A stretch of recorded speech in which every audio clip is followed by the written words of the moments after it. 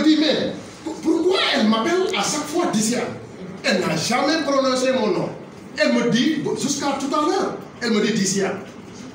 Mais je vous garantis que le rêve deviendra sous peu réalité et je vous ferai un cadeau que tu n'oublieras jamais. Parce qu'à l'époque, ils n'étaient absolument rien. Distributeur simple, elle me disait Diciane. Et je suis enseignant 30 et la prochaine étape, Inch'Allah, ce sera 12-30. Ça, c'est une façon de revenir sur ce que je voudrais dire, la visualisation. Il faut croire, mon frère. Il faut croire. Et il faut avoir le sentiment de déjà avoir la chose. Boutique nga bëgg tëjal say bët xalaatal boutique. Kër nga bëgg jabar tëjal say bët xalaatal. sa buñ koy wax papa day nekk lu tuuti nii si suñuy bët mais lu rëy la.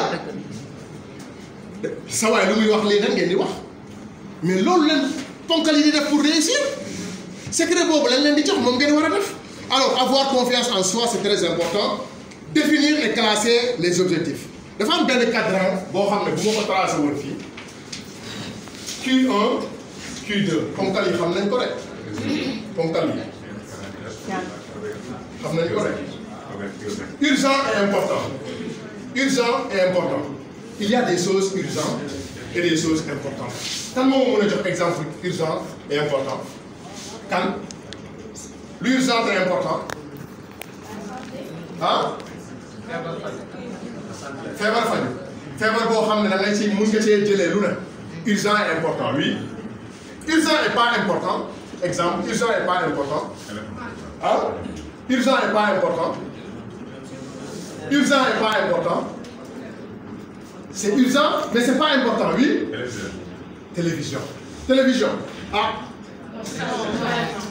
donnez-moi s'il vous plaît un bon exemple de urgent et important. Urgent et pas important. Urgent et pas important. Des vêtements. Urgent et pas important. Urgent et pas important. Bon, réfléchissez. Important, mais pas urgent. Important, mais pas urgent. Exemple. Important, mais pas urgent. Aller chez la famille. Faire du sport. Aller voir la famille. Important, mais pas urgent. Pas important, pas urgent. Suivre la lutte, par exemple. Pas important, pas urgent. Excusez-moi, s'il y a un lutteur, je risque d'avoir des problèmes. Donc, si vous voulez atteindre vos objectifs, mon frère, vous devez identifier ce qui est important, ce qui est urgent, ce qui est urgent et qui n'est pas important, ce qui est important et qui n'est pas urgent, et ce qui n'est pas urgent ni important. Vous devez pouvoir l'identifier parce que ça va vous aider dans le processus d'obtention de vos objectifs. Et nous en venons à comment se fixer des objectifs. Si vous voulez ouvrir votre boutique, vous devez se fixer des objectifs. Des objectifs, il y a ce qu'on appelle des objectifs à court terme. Court terme, un mois, 3 mois. Moyen terme, 6 mois, 1 an. Et long terme, 1 an et plus, jusqu'à 3 ans et 5 ans. Vous devez déterminer vos objectifs. Vous devez décomposer vos objectifs. Vous devez adapter vos objectifs. Parce que vous faites que vous avez une boutique à Maris, que les moyens ne sont pas encore à bord, donc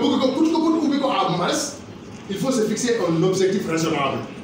Quand vous avez ak ñaata temps la war a def pour nga ubbi ko ak yan moyen nga war a utiliser pour mun ko tijji loolu nag yow yaa ko xam parce que comme li may faral di wax chaque jour le stylo qui écrira ton histoire est entre tes mains et personne ne peut danser la musique à ta place. Est-ce que li may wax leer na parce que bëgg a ubbi boutique taxul ubbi boutique hein. Alors beneen point à part se fixer les objectifs, éliminer les excuses. Les Sénégalais aiment trop les excuses. Après ñoo bëgg ay soucis mais loolu lu ma lay wax du ma la rey du ma la fees donc gis nga sama séminaire bi wax non mujj ma woon indi invité rek waaw mais mujj ma woon def nii rek zéro excuse zéro. Si les autres le font c'est que nous aussi nous pouvons le faire lan moo tax ñun à chaque fois ñuy teg rek ay excuses waaw si nawet lañ ne ma bëgg a dem séminaire muy taw nga ne du ma dem ndax taw tu n'as pas d'objectif.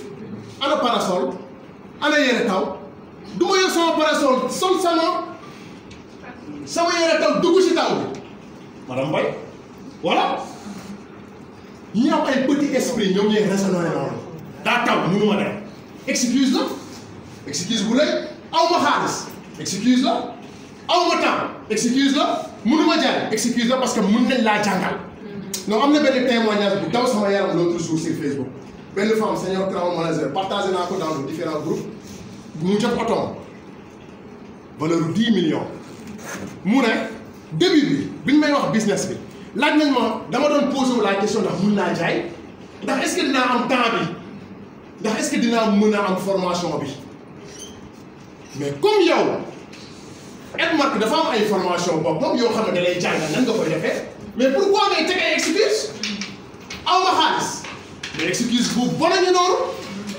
est-ce que da nga war a xaar ba am xaalis pour devenir quelqu'un dans ce monde genre yooyu yàlla mun lan la leen di defal aw ma xaalis rek nga toog aw ma xaalis je vais vous donner un exemple Omar Diaby est-ce qu'il est dans la salle Lamine Dieng moo nekk son parrain Lamine Dieng ba mu ñëwee à Edmark ñu won ko affaire bi système bi ni muy demee je pense 2015 ou 2016 Lamine Dieng dafa ne amul xaalis moom dafa ne amul xaalis bëgg na mais amul xaalis étudiant la étudiant yi moom boo leen di prospecté bu yaboo nga préparé excuse numéro 1 yoraguma xam parce que ay bourse la ñuy jéem a lijjanti te sotteegul ay demi bourse wala bourse entière loolu la ñuy jéem a courser ça me fait mal parce que tey gouvernement bi waroon na leen gën jàppale ay bourse yi li leen di fay nekkul lu ko jar ñoom mérité nañ lu ëpp loolu mais man dama leen di comprendre mais ñoom aussi nañu am xelu entreprendre nañu am intelligence di entreprendre dans quelque chose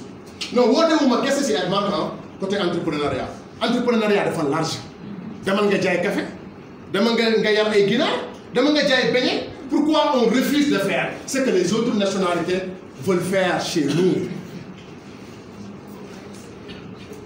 kon waa jooju femme boobu fexe na ba jot otom tey parce que formation yi la suivre parce que conseil yi la suivre parce que gëm-gëmam la demee kon nañuy éliminer ay excuses mon frère borom boutique le futur boutique la future boutique de Maris dinaa fay faral di jaar comme ça moom di faral di taayoo ne me déçois pas il ne faut pas que ça soit un rêve le rêve doit devenir réalité kan moo ko invité parce que kii foo ma topp ko ba mu sës kan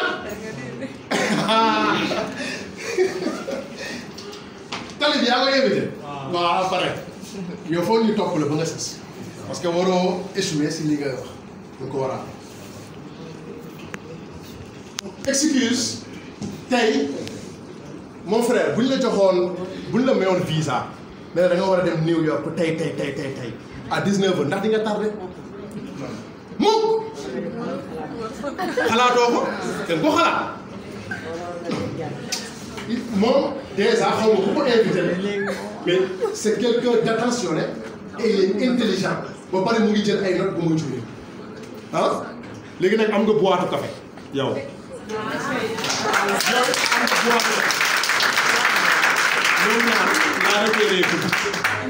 am nga boîte café bu ma paree nga laaj ma ko yow am nga boîte café doful de xaw ma kenn moo ko invité mais doful jegewul sax dof waa ji parce que mu ngi defaru rek mu ngi defaru chaque instant maa ngi muy defaru rek dama yaakaar ne day génn mais génnul doful parce que li ñuy wax fii foo mu liggéeyante lan kan moo ko invité kan moo ko invité ah voilà parce que doful kii laa wax yëkkati loxo ah waa ji ok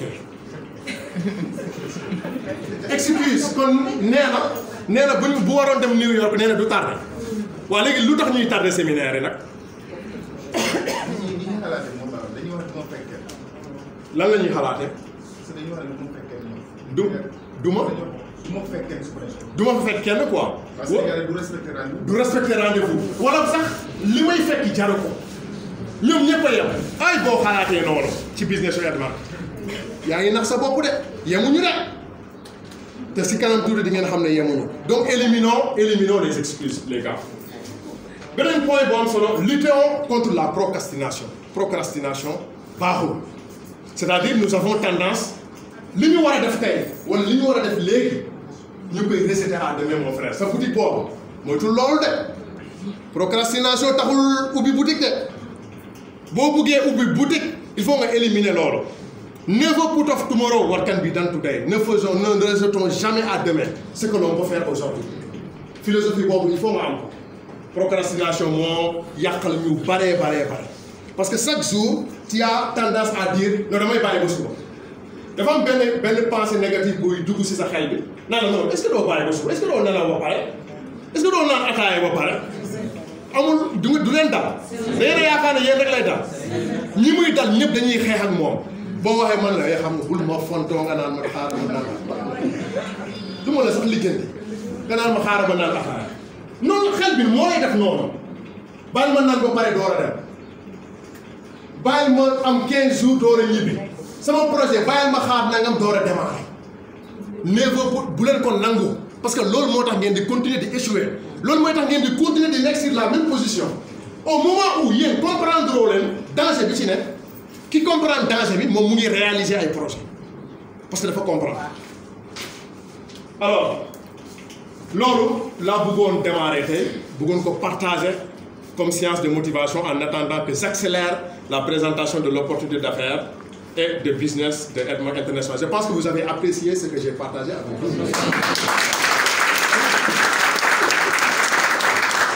Que nous n'ayons pas de séance.